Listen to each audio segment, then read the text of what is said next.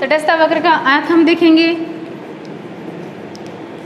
तटस्थ वक्र का अर्थ, तटस्थ वक्र दो वस्तुओं के विभिन्न संयोगों को बताता है जो एक उपभोक्ता को समान संतुष्टि प्रदान करते हैं। यानी कि उपभोक्ता, जैसे एक उपभोक्ता है दो वस्तुओं का प्रयोग करता है, तो उन दोनों वस्तुओं की जितनी इकाइयाँ लेता है ना, जितनी इकाइयाँ वो लेता है, उन इकाइयों से मिलने वाली संतुष्टि समान है। दोनों वस्तुओं की इकाइयों से मिलने वाली संतुष्टि उसे समान है। उन संयोगों को दिखाने वाला वक्र आईसी वक्र या तटस्थ वक्र कहलाता है। तटस्थ वक्र विश्लेषण देखने के लिए हम अनुसूची बनाते हैं, जैसे तटस्थ अनुसूची। अब इसमें संयोग देखेंगे हम, वस्तु के संयोग। जैसे पहला संयोग हमारा है कि एक उपभोक्ता दो वस्तु, जैसे इधर तो लेता है वो सेब और इधर लेता है वो अंगूर या केला, जैसे केला ले लेते हैं, ठीक है। पहला संयोग, जैसे वो सेब की 1 इकाई ले रहा है, केले की वो 25 इकाइयाँ ले रहा है, ठीक है। तो संतुष्टि उसे समान मिलती है, जैसे x है ना, इक्वल, सबके इक्वल, जैसे 5-5। अब इसमें मापना तो हमें है ही नहीं, माप तो सकते ही नहीं कि उससे हमें कितनी संतुष्टि मिली, तो हम x मान लेते हैं। दूसरा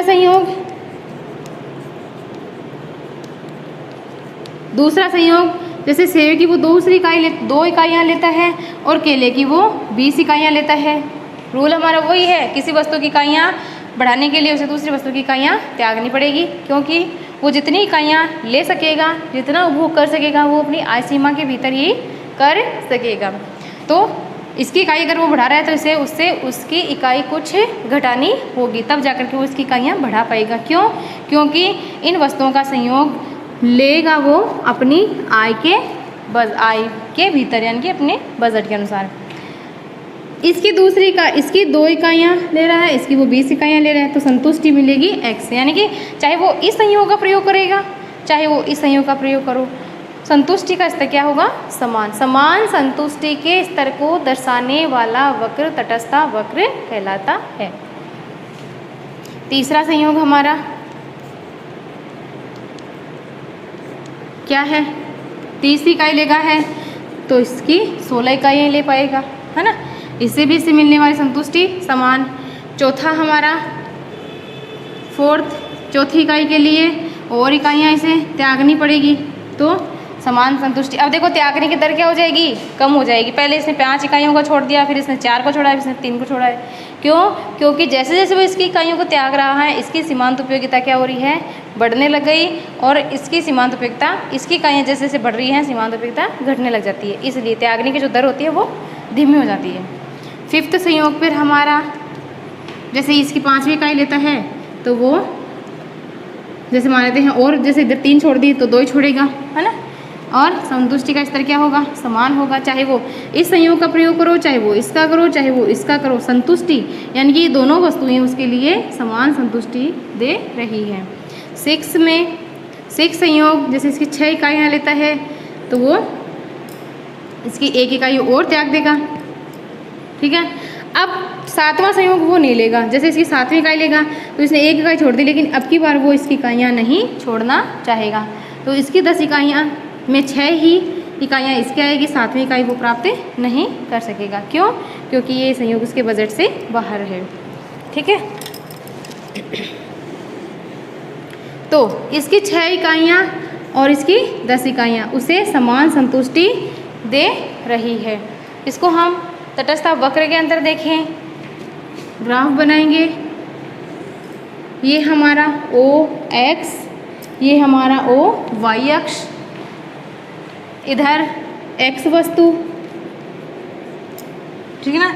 या इधर ले लेते हैं हम X वस्तु में जैसे सेब, और इधर दूसरी वाली वस्तु Y वस्तु, या हमने नाम दिया है केला।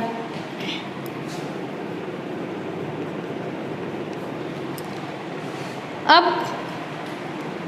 इधर हम पैमाना ले लेते हैं 1 2 3 से 5 6 और इधर हम ले लेते हैं 25 से स्टार्ट हो रहा है तो हम 5 5 का ले लेते हैं 5।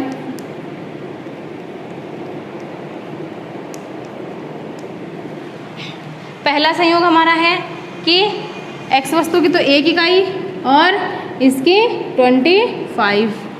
दूसरे में इसकी दूसरी इकाई, दूसरे संयोग में इस वस्तु की तो दूसरी इकाई और इस वस्तु की 20, तो इसके तो 20 के सामने और इसके 2 के ऊपर ऐसे हम निशान लगा लेंगे, मार्क कर लेंगे इसको। तीसरे पर इसकी तो तीसरी और इसकी है 16 यानी कि 15 से थोड़ा ऊपर इसके 3 इस तरह से।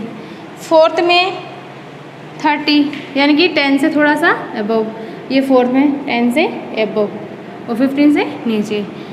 पांचवें संयोग पे हमारा क्या है, पांचवें संयोग पर इसकी 11, तो ये पांचवा संयोग और इसकी 10 से थोड़ा सा और ऊपर। और 6 पे कितनी है, 6 पे है 10, तो 10 के सामने ये 6, तो इनको हम मिला देंगे। ये है एक उपभोक्ता के संयोग जो उपभोक्ता को तटस्थता वक्र पर मिलते हैं। किसी पर भी वो तटस्थ रह सकता है, यानी कि ये सभी बिंदु से समान संतुष्टि कितनी x समान संतुष्टि प्रदान करते हैं। चाहे वो सेब की 1 मात्रा और केले 25 लेता है तो भी उसे उतनी संतुष्टि मिलती है जितनी वो 3 सेब और 16 केलों का प्रयोग करता है। ये हम इन डॉट्स को, इन निशान पॉइंट्स को मिला देते हैं तो हमें एक वक्र मिलता है। एक ग्राफ के रूप में, ग्राफ पर हमें एक वक्र मिलता है जिसे हम कहते हैं IC वक्र। ठीक है ना, ये है हमारा IC वक्र, इंडिफरेंटिव कर्व, तटस्थता वक्र। ठीक है ना, तो ये जो तटस्थता वक्र है ये उपभोक्ता के संयोगों को दर्शाता है। ये मैं समझाने के साथ बता रही हूँ आप लोगों को।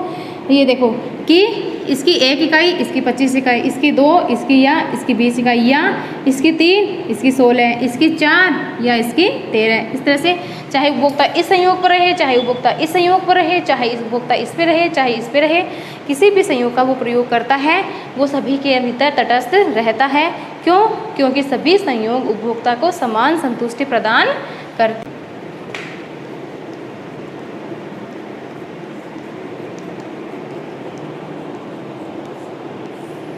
तटस्थता मानचित्र क्या होता है?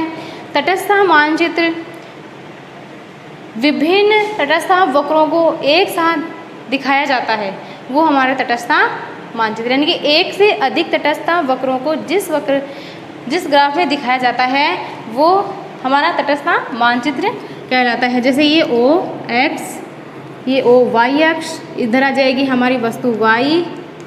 मैंने उदाहरण आपको सेब केले का दिया है, वो हम X और Y वस्तु भी लेके चल सकते हैं, और वस्तु X। ठीक है, तो